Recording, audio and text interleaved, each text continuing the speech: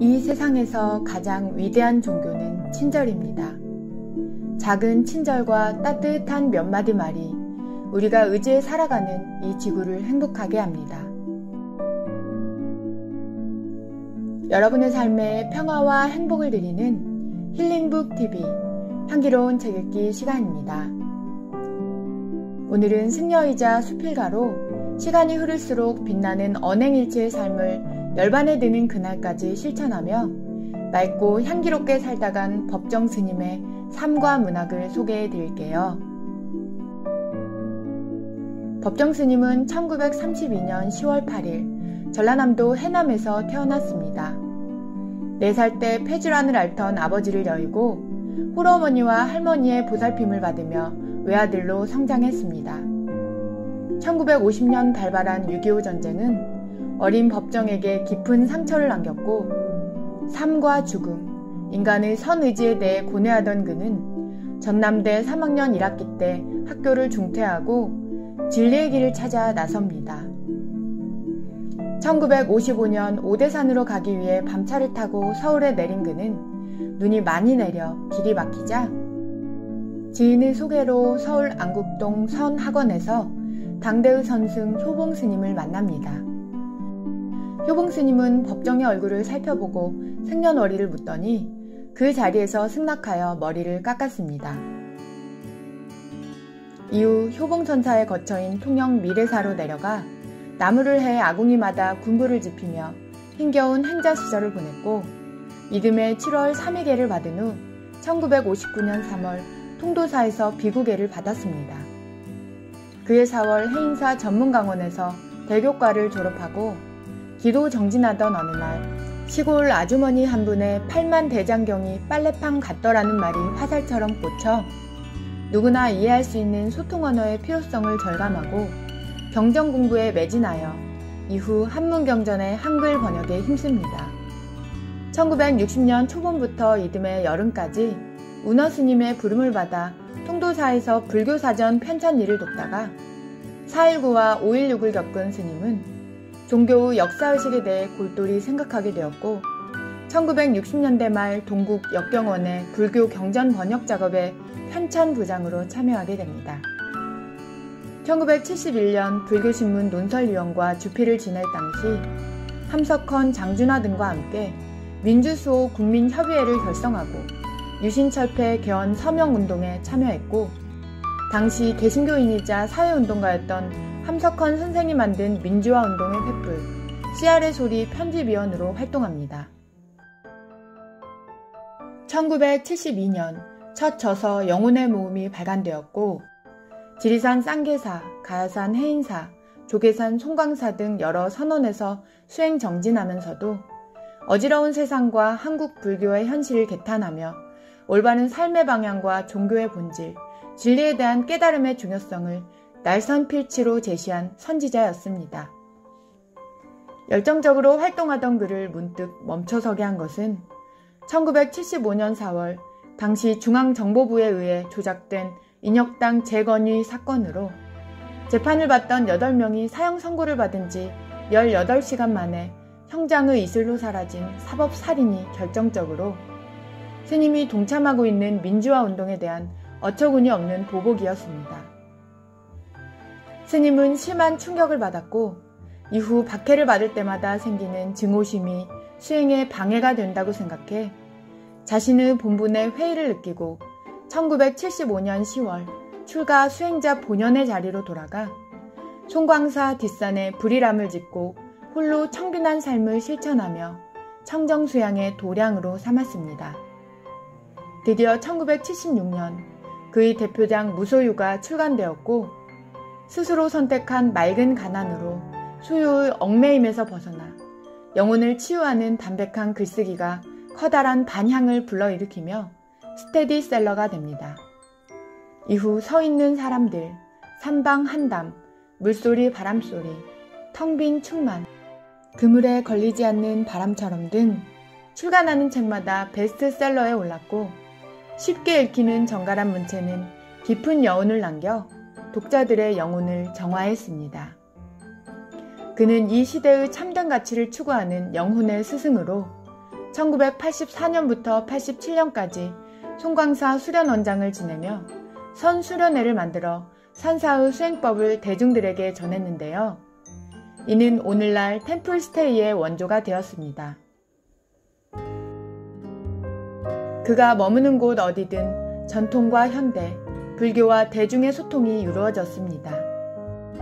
아무것도 갖지 않을 때 비로소 온 세상을 갖게 된다는 무소유 정신과 자연을 지키며 청빈한 삶의 여유와 아름다움을 호소하는 맑은 글, 올곧은 수행승으로서의 자세가 많은 사람들의 귀감이 되면서 불일함으로 찾아오는 이들이 많아지자 불일함 생활 17년째가 되던 1992년 또다시 모든 것을 버리고 강원도 오지로 들어갑니다. 다시금 출가하는 마음으로 강원도 산골에 화전민이 살던 주인 없는 오두막에서 직접 땔감을 구하고 밭을 일구며 무소유의 삶을 실천하며 이듬해 버리고 떠나기를 출간합니다. 1994년 그는 시민운동단체인 맑고 향기롭게를 만들어 개개인의 청정과 진실함으로 마음을 맑힘으로써 세상과 자연을 정화하는 나눔 공동체를 이끌었습니다. 1995년에는 무소유를 읽고 큰 감명을 받아 10여 년 전부터 자신의 전 재산인 대원각 부지 7천여 평을 시주에 절로 만들어달라고 간청했으나 4번이나 거절한 김영한 보살의 간곡한 부탁을 받아들여 서울 도심의 고급 요정 대원각을 시주받아 1997년 맑고 향기롭게 근본도량 길상사로 이름을 바꿔 개원했습니다. 사람들은 법정을 어른 스님이라 부르며 종교를 초월해 정신적 귀의처로 따랐지만 정작 스님이 세운 길상사에는 자신의 방조차 없었습니다. 항상 깨어있어 바람처럼 버리고 떠나기를 거듭하며 큰 스님이나 대종사 같은 어떤 수식어도 허락하지 않으며 마지막까지 비구 법정을 고집한 그는 다시 강원도 오두막으로 돌아가 정기법회 때만 길상사로 나와 법문을 설파하였고 이후 자신의 오두막 생활을 소개한 새들이 떠나간 숲은 적막하다, 오두막 편지 등을 저술하며 2003년 회주에서 스스로 물러난 후에도 꾸준히 길상사에서 법회를 가지며 홀로 사는 즐거움, 아름다운 마무리 등 주옥 같은 수필집을 출간했습니다. 이 시절 법정은 자신의 수행을 사회에 회항하여 강이나 산, 일체의 생명을 파괴하는 경제적인 논리에 반기를 들고 조상 대대로 물려받은 산천을 우리가 보호하고 지키고 후손들에게 물려줄 의무가 있지 파괴할 권리가 없다며 산을 관통하는 고속도로 건설과 4대강 사업 등 무자비한 환경 파괴를 반대했는데요. 사심없는 청정과 진실함으로 바른 도리를 일깨워 시대의 죽빗소리가 되었습니다.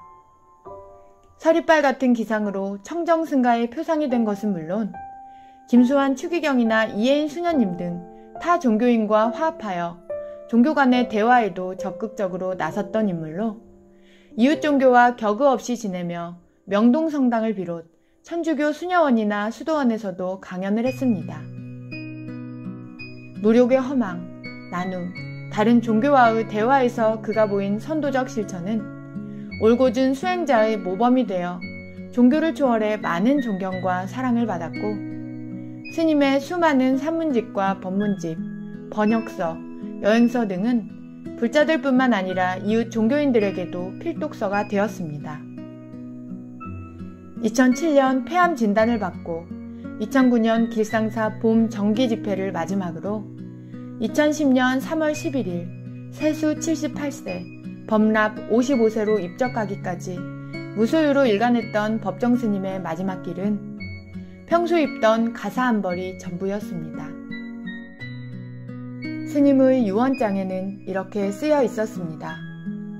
모든 분들에게 감사드리며 어리석은 탓으로 제가 저지른 허물은 앞으로도 계속 참회하겠습니다. 내 것이라고 하는 것이 남아있다면 모두 사단법인 맑고 향기롭게 해주어 맑고 향기로운 사회를 구현하는 활동에 사용토록 하여 주시기 바랍니다. 그러나 그동안 풀어놓은 말빛을 다음 생으로 가져가지 않으려 하니 부디 내 이름으로 출판한 모든 출판물을 더 이상 출간하지 말아 주십시오. 감사합니다.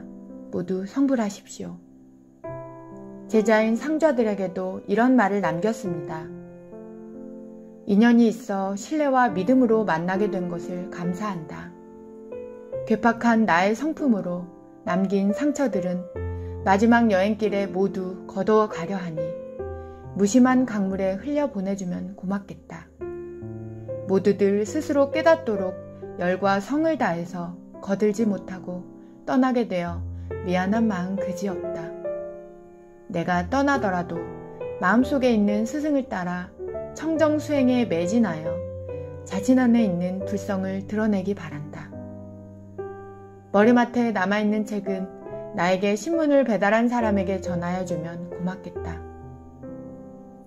내가 떠나는 경우 내 이름으로 번거롭고 부질없는 검은 의식을 행하지 말고 사리를 찾으려고도 하지 말며 관과 수의를 마련하지 말고 편리하고 이웃에 방해되지 않는 곳에서 지체 없이 평소에 승복을 입은 상태로 다비하여 주기 바란다.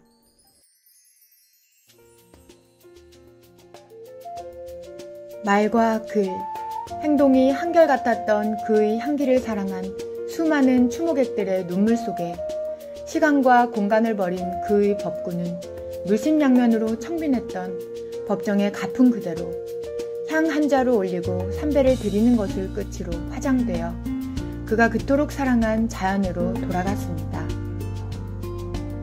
시대와 종교를 초월하여 법정 스님이 살아보인 무소유의 삶은 현대인들에게 스스로를 돌아보게 하는 맑은 거울이었습니다. 진실의 향기, 청정의 거울을 잃은 지도 벌써 12년이 되어갑니다. 우리들의 마음속에 맑은 도량이었던 법정 스님은 우리와는 다른 시간, 다른 공간으로 떠났지만 그가 남긴 진실한 말과 글, 언행일치의 삶은 산천의 아름다운 꽃으로 피어나 향기를 더할 것입니다. 구독과 좋아요는 사랑입니다.